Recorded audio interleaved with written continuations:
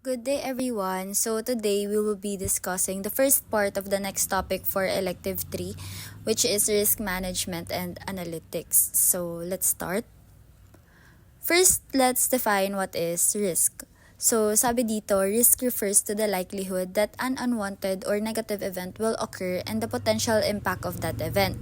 So, kailan ba natin masasabi na it is a risk? We can say na there is risk if you are not 100% sure if something will turn out the best of its best.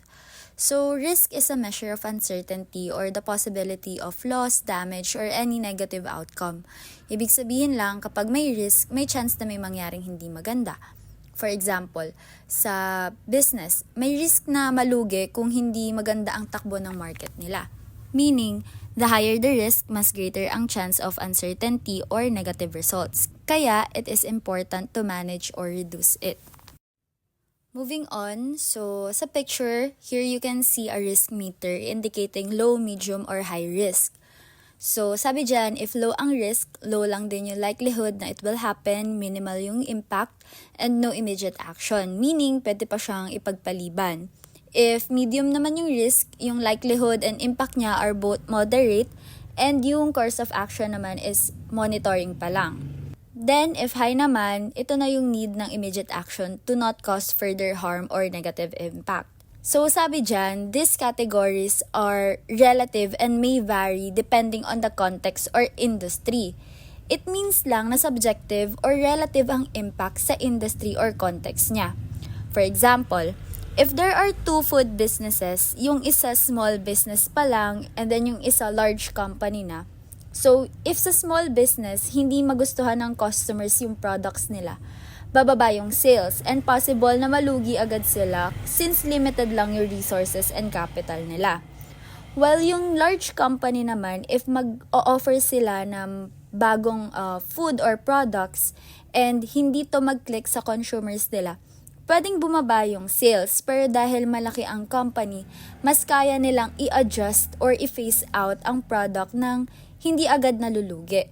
So, yun yung sinasabi na relative ang impact sa context or industry. Moving on, what is risk analytics? But before we answer this, kanina pa kasi natin naririnig yung risk management and risk analytics.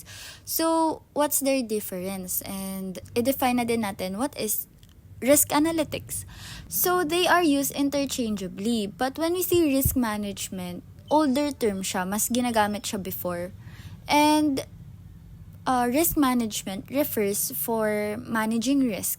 It's like a whole process. While risk analytics naman is used to manage and evaluate risk using statistical and mathematical techniques where we are able to quantify the risk, and this can be measured through numbers or we are able to identify the probability that a risk might happen in the future. Here are some industries where we can use risk analytics. First is in healthcare. So, first risk is if hindi magaling yung doctor sa isang hospital, it will cause a bad reputation to the hospital.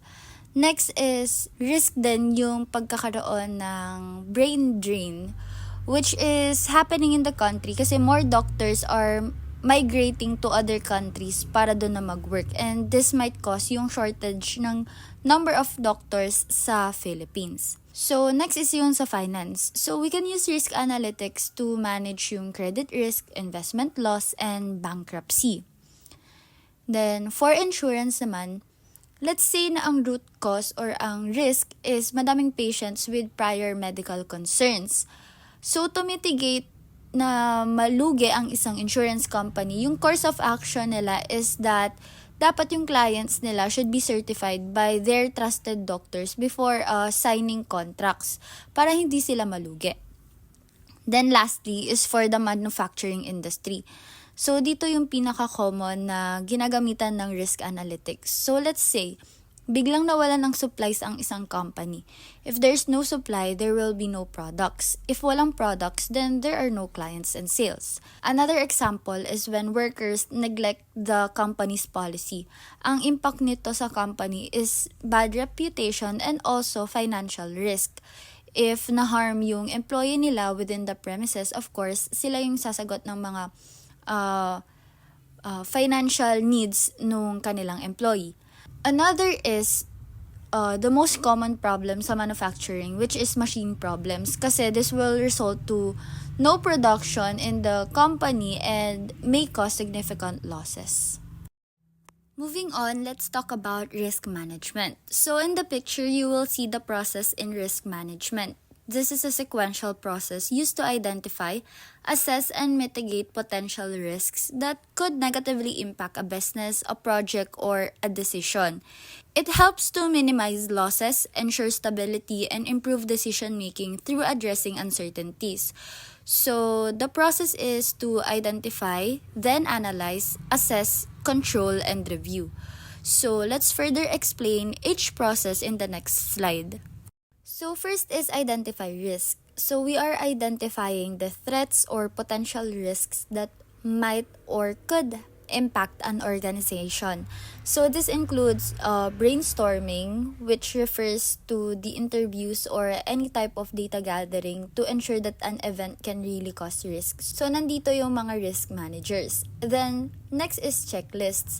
This includes yung profile of risk like the scope, source, and what type of risk. It also includes interviews, root cause analysis, and SWOT analysis. We will delve deeper on what SWOT analysis is. So next is analyze. Syempre, after identifying the risk, we should analyze the severity and seriousness of that risk. Here we can see which parts of the business or an organization a certain risk affects. Some risks can shut down the whole business or organization, while others may only cause small issues that are easy to fix. So this includes qualitative and quantitative risk analysis, fault tree analysis, failure mode and effects analysis, and Monte Carlo simulation. So, for the FTA or fault tree analysis, may separate lesson siya for that, which is the part 2 of this lesson. Next is to evaluate or assess the risk. After knowing the severity ng isang potential risk, we need to evaluate what we should prioritize. Of course, the higher the risk, the bigger the impact, making it even more important to manage and reduce. So, this one includes likelihood and consequence, which will be discussed later on then. Then, the cost-benefit analysis, decision matrix, risk appetite, risk tolerance. So, next is control or treat risk. Every risk should be reduced, eliminated, or controlled as much as possible. This can be done by getting help from experts in that field. So, this one, it includes elimination, substitution, engineering controls, administrative controls, PPE, risk transfer, and contingency planning. So lastly is monitor and review risk. So this is done regularly. Since we can't eliminate all risks, it's important to continually assess how effective the risk management strategies are.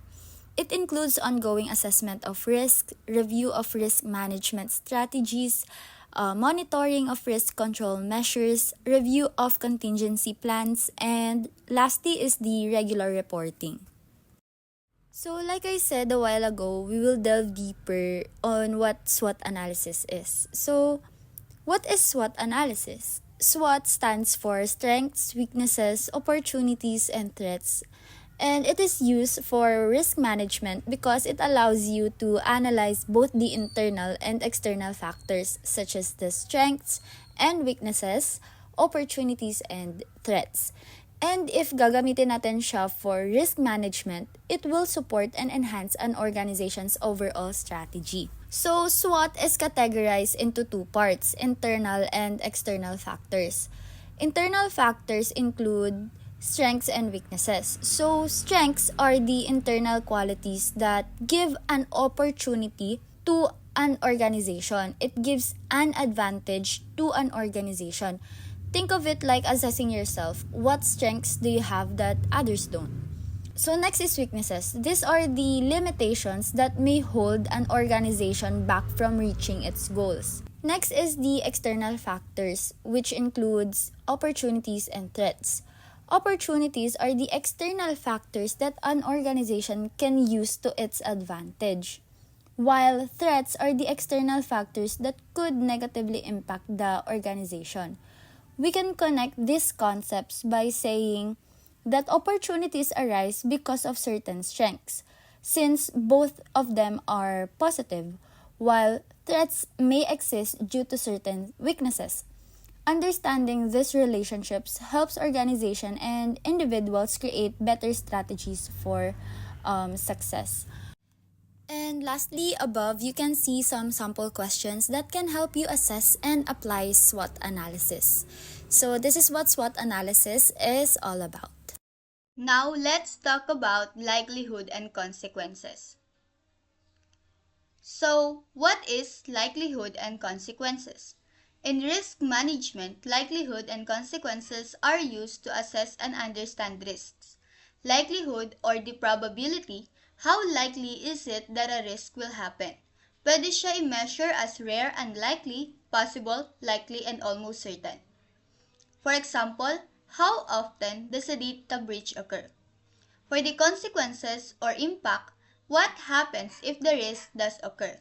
It can range from negligible, which is the lowest, to catastrophic, which is the highest. For example, if a data breach happens, will it cause small losses or a major financial disaster? Note that higher likelihood and severe consequences means a higher risk. So let's create an example para magets natin siya agad.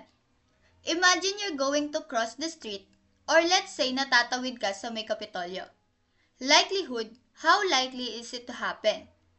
This is like asking, what are the chances I'll get hit by a car if I cross without looking? If walang dumadaan na sasakyan and almost empty yung road, the likelihood is low. If maraming dumadaan and mabilis ang speed ng mga cars, the likelihood is high. Consequence, what happens if it does happen? If you get hit, what's the consequences? Gasgas lang ba? That's a low consequence. Is serious injury? High consequence. Now, apply natin siya sa business risk. Imagine you run an online store or shop. A cyber attack is a possible risk. Likelihood, if you have weak security, yung mga hackers could attack often. That's a high likelihood. Consequence, if they steal customer data, pwedeng maruin ang reputation mo and it could cost millions of pesos. That's a high consequence. When managing risk, we prioritize the ones that have both high likelihood and severe consequences. Kapag naman yung risk is unlikely and has minor consequences, we don't worry as much. It's all about making smart choices to stay safe, whether in life or business. Now, let's talk about risk matrix or risk assessment matrix. One tool used in the risk stage of project planning is a risk assessment matrix, often known as a risk control matrix. It assesses the likelihood or destruction brought on by project risk and evaluates the potential damage or interruption caused by those risks. The risk assessment matrix classifies risks according to their level of probability, severity, or impact and provides a visual representation of the risk analysis. So, how to read this matrix? Sa left side, makikita mo ang likelihood from rare to almost certain. Sa top row, andyan ang consequence or impact from negligible to catastrophic. Ang number sa grid ay ang risk score, mas mataas, mas dangerous.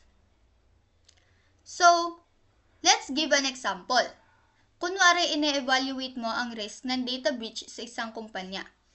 Kung madalas may cyber attack at malaki ang epekto, example is customer info mananakaw, may legal issues, malaking financial loss, bigyan natin siya ng score na 20. Dapat ayusin to agad. Kung bihira lang mangyari at katamtaman lang ang impact, let's give it a score na 6. Green, low risk. Okay lang for now pero bantayan pa rin. So, bakit nga ba ito importante? Tumutulong ito sa businesses para unahin ang pinakamalalaking risks. Yung red, we need action agad. Yung orange, bantayan ng mabuti. At yung green, okay lang pero huwag baliwalain. So, ito yung laman nung grid. So, meron tayong extreme risk, yung 20 to 25, very high risk, 15 to 16, high risk, 10 to 12, moderate risk, 4 to 9, low risk is 1 to 4. Pwedeng iba-iba yung laman nito depende kung anong sources yung makikita natin.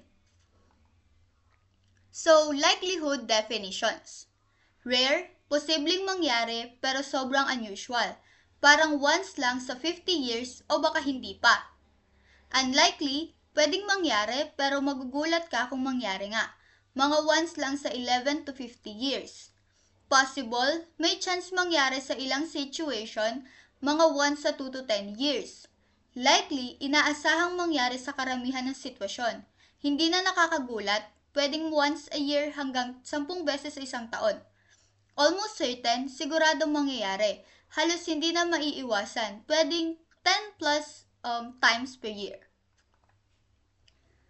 So, for the impact or the consequence definitions, negligible, maliit lang ang damage, walang medical attention needed, walang epekto sa environment, at walang kailangang i-report sa regulators. Minor, may konting injury, example is kailangan ng first aid, may konting epekto sa environment pero madaling linisin at maliit lang ang gastos. Moderate, may seryosong injury, kailangan ng hospital visit. May noticeable effect sa environment at mas mahal ang remediation cost. Major o panganib sa buhay o maraming injuries na kailangan ng hospital admission at or malaking environmental damage na aabutin ng 1 taon para maayos. Ito yung kailangang i-report sa regulators. Catastrophic, may namatay o may sobrang lalan na environmental damage na mahigit 1 taon bago maayos. Ito yung mandatory na i-report talaga sa mga regulators. So why is this important? Knowing likelihood and impact help businesses assess risks properly para malaman kung alin ang dapat unahin. If a risk is almost certain plus catastrophic, urgent na dapat ang action. Pero kung rare plus negligible, mas mababa ang priority. Parang traffic light system lang. Kung red, tigil agad at gawa ng solusyon. Kung yellow, mag-ingat at maghanda. Kung green, okay lang pero laging aware.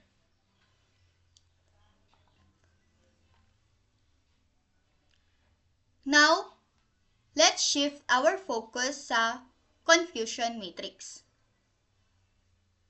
So for easy understanding, think of a confusion matrix like a grading system for predictions. It helps you compare what your model predicted versus what the actual outcome was. So we have null hypothesis and alternative hypothesis.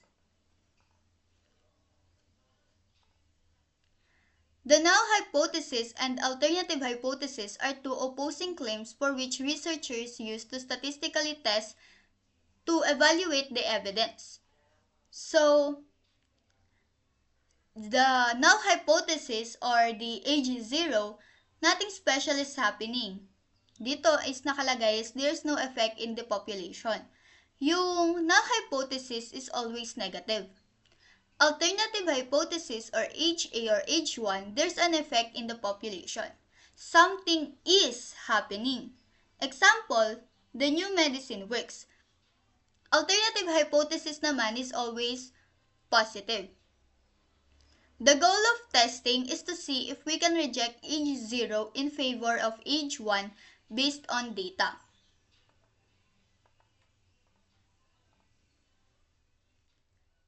So, type of errors. Type of errors is type 1 and type 2. Type 1, false positive or the false alarm. What happens? You reject age 0 when it's actually true. For real-life example, fire alarms goes off but there's no fire. Type 2, false negative or missed. You fail to reject age 0 when it's false. There is a fire but the alarm doesn't go off. So, false alarm versus misdetection. Sa false alarm or yung type 1 error, you think something happened but it didn't. Sabi mo may cancer si patient, wala pala. So, false alarm yon.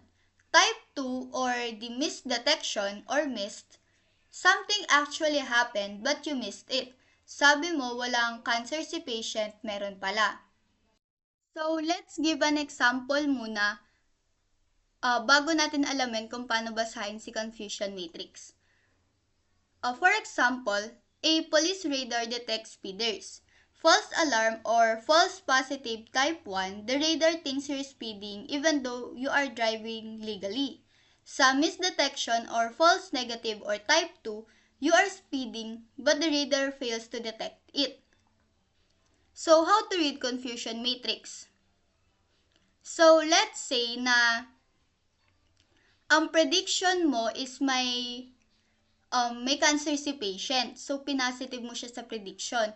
Pero, sa totoong buhay pala, wala pala siyang cancer. So, nag-negative ka sa actual. That's a false positive. Ngayon naman, sinabi mo na sa prediction mo na walang cancer si patient. Pero sa actual or sa real life, meron pala. So, that's a false negative or type 2 error. Na-miss mo siya. Na-miss mo yung detection. Dito sa false positive or sa type 1, false alarm. So, for the quick summary, confusion matrix, a table to check correct versus incorrect predictions. Age 0, null hypothesis, nothing is different. Ito yung default assumption natin. Si age 0, always negative, and ito yung default assumption, laging wala. Age 1, alternative hypothesis, something has changed. Ito is always positive. Type 1 error, false alarm, rejecting age 0 wrongly, thinking something is real when it isn't. Type 2 error, misdetection, failing to reject age 0, missing something that is actually real. Now, let's shift our focus sa part 2 ng video, which is the fault tree analysis.